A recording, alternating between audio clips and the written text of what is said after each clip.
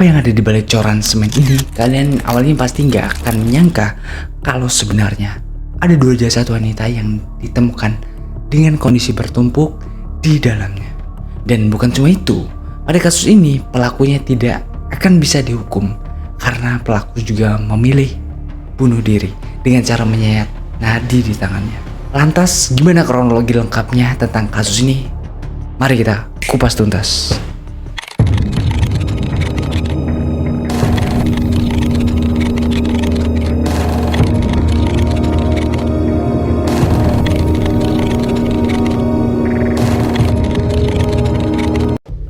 Semuanya itu bermula pada Senin 27 Februari 2023. Warga di Jalan Nusantara, RT 11 RW 22, Kelurahan Harapan Jaya, Kecamatan Bekasi Utara, Kota Bekasi, dihebohkan dengan penemuan 2 jasad wanita dan dalam keadaan dicor di bawah tangga rumah TKP. Kedua wanita itu adalah yang sebelumnya dicari oleh pihak keluarganya karena tak kunjung pulang sejak terakhir kali pergi dari rumah di hari Minggu 26 Februari 2023. Bukan cuma kedua wanita itu, justru pertama yang ditemukan pada TKP adalah sosok pria yang bernama Permana yang ditemukan sudah bergelimang darah dan dalam keadaan sekarat.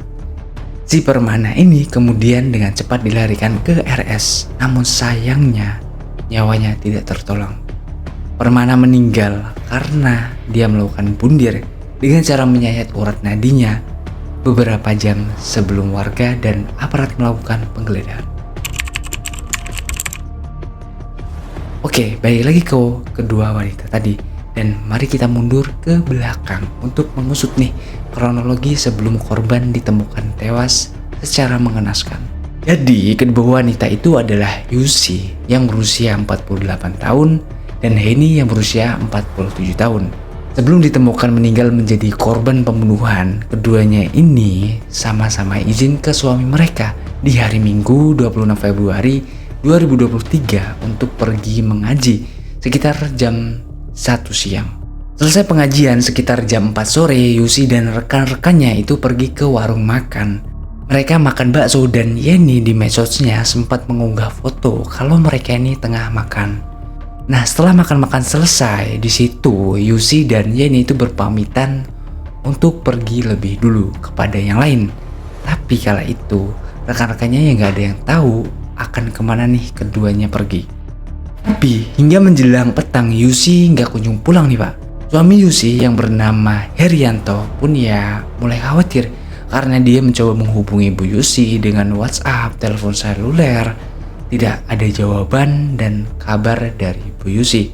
Setelahnya, Herianto itu mencoba mencari informasi kepada rekan-rekan Yusi yang tadi sempat makan bakso bareng. Nah, informasi yang didapat dari rekan-rekannya Bu Yusi adalah kala itu Bu Yusi pergi duluan meninggalkan lokasi makan bersama temannya yang bernama Heni mengendarai motor pak. Nah, mendengar kabar seperti itu, Herianto ya sedikit lebih tenang karena Bu Yusi ini tidak sendirian. Tapi ditunggu-tunggu dengan harapan Bu Yusi ini pulang ke rumah. Bu Yusi ya gak kunjung pulang.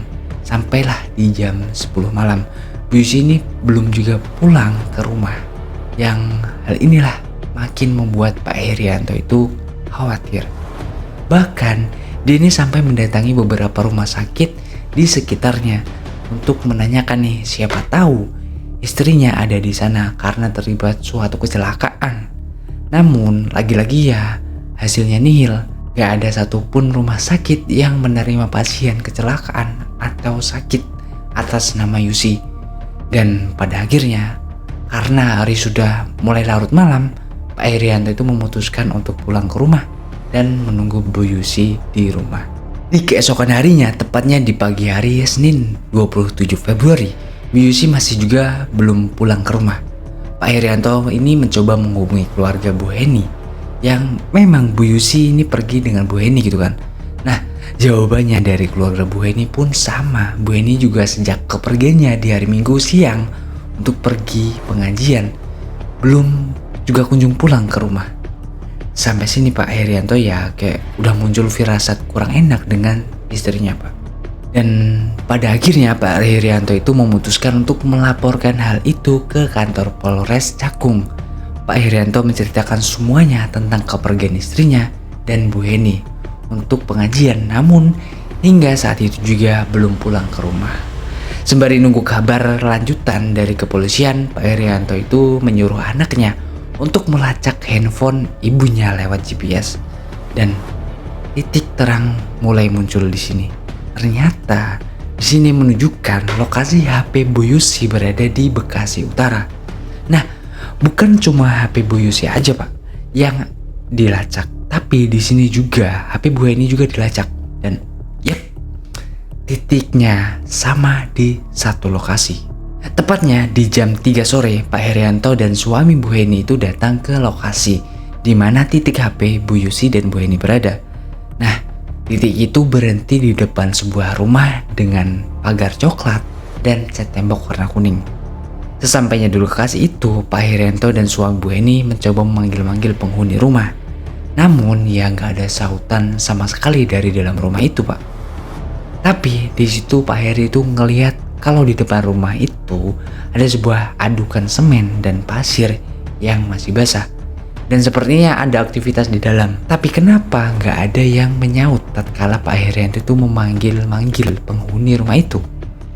Dan yang semakin membuatnya yakin bahwa istrinya ada di rumah itu adalah tatkala dia ngelihat kalau ada motor istrinya di dalam.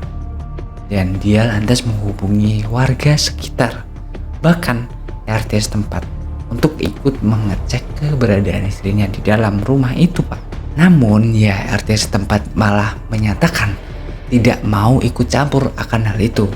Selanjutnya Pak Herianto ini melaporkan hal itu ke kepolisian. Dan di sini juga pihak kepolisian tidak mau melakukan penggeledahan karena tidak ada bukti yang akurat tentang hilangnya Bu Yusi dan Bu Heni. Nah, setelah itu Pak Herianto yang masih penasaran akan keberadaan istrinya di dalam rumah itu, dia kembali ke sana. Dan yang mengejutkan adalah kali ini tumpukan adukan semen dan pasir tadi itu berkurang dan tinggal sedikit.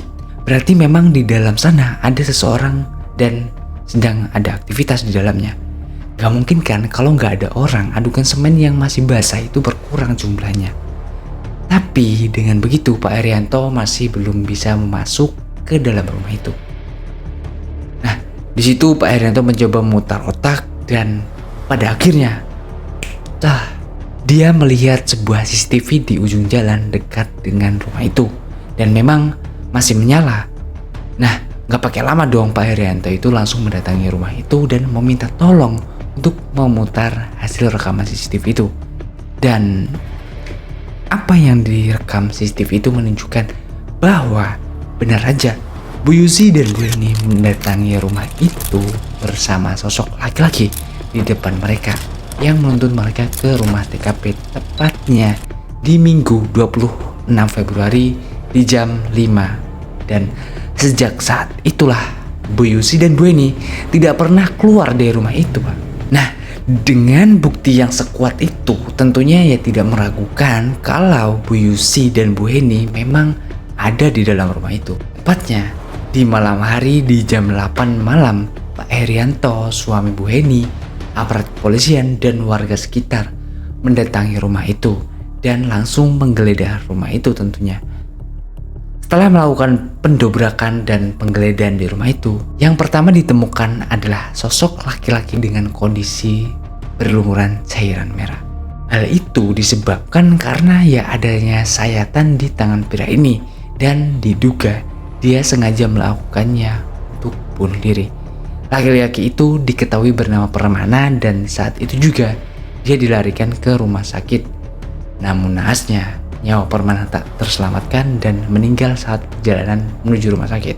Sementara ada beberapa pihak yang melarikan Permana ke rumah sakit. Pihak kepolisian dan yang lain ini masih melakukan penyisiran di rumah itu.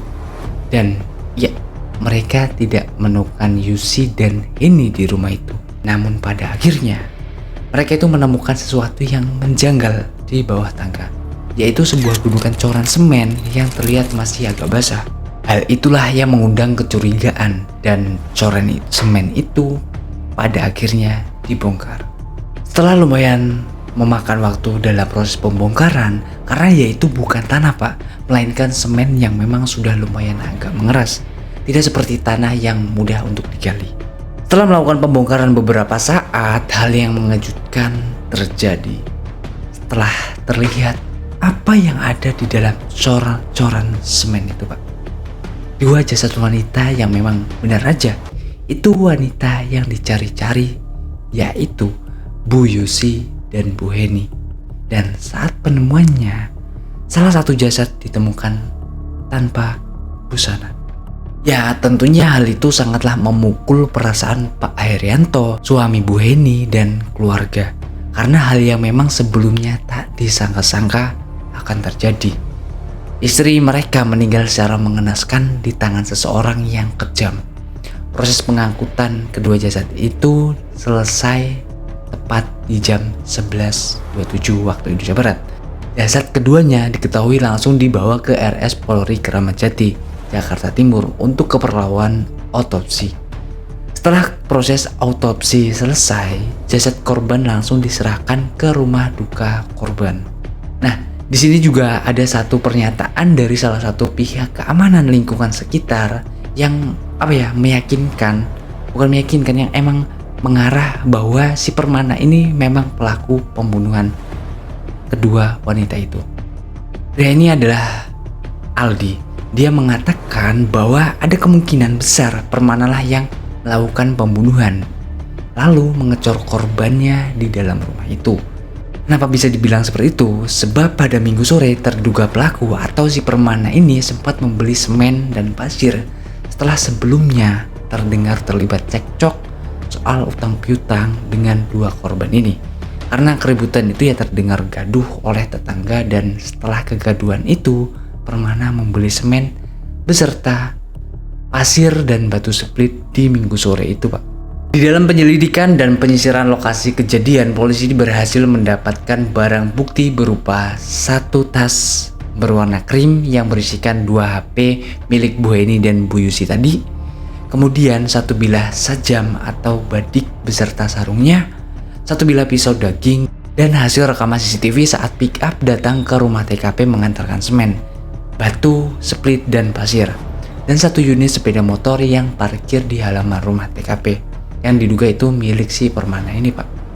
Nah mungkin sampai sini masih ada yang kayak bertanya gitu ya, apa sih motif di baliknya? Dan kalau memang motifnya utang piutang, apa nih hubungan Permana dan Yusi atau Permana dengan Heni?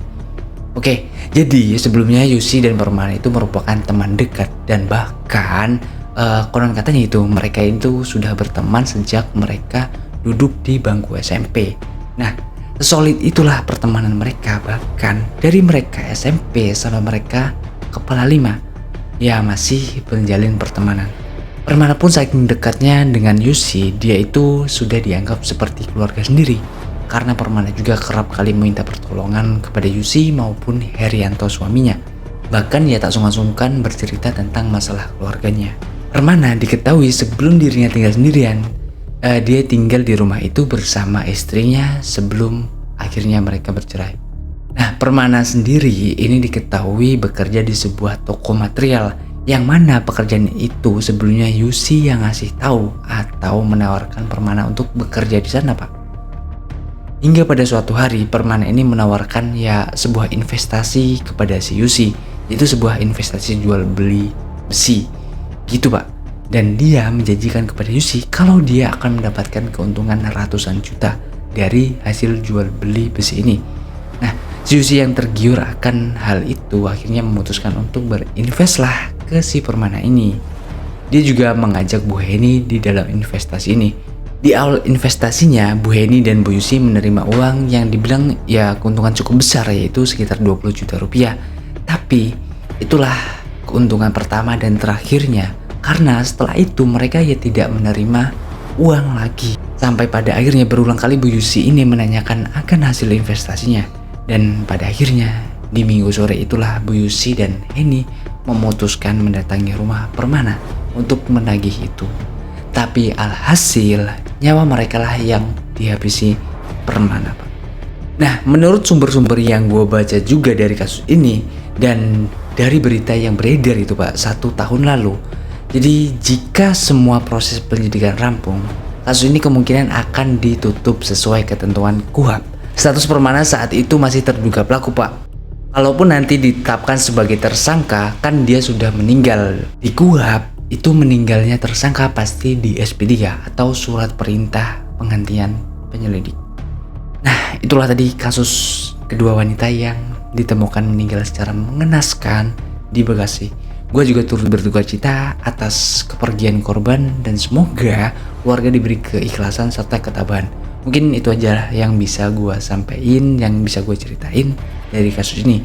Kalau ada kekurangan atau salah dalam memberikan informasi, gue minta maaf. So buat kalian yang punya pendapat lain atau informasi yang lebih akurat dan mau request kasus selanjutnya yang mau gue bahas, silahkan ketik di kolom komentar. See you next video dan jangan lupa pencet tombol subscribe itu gratis Pak. Oke.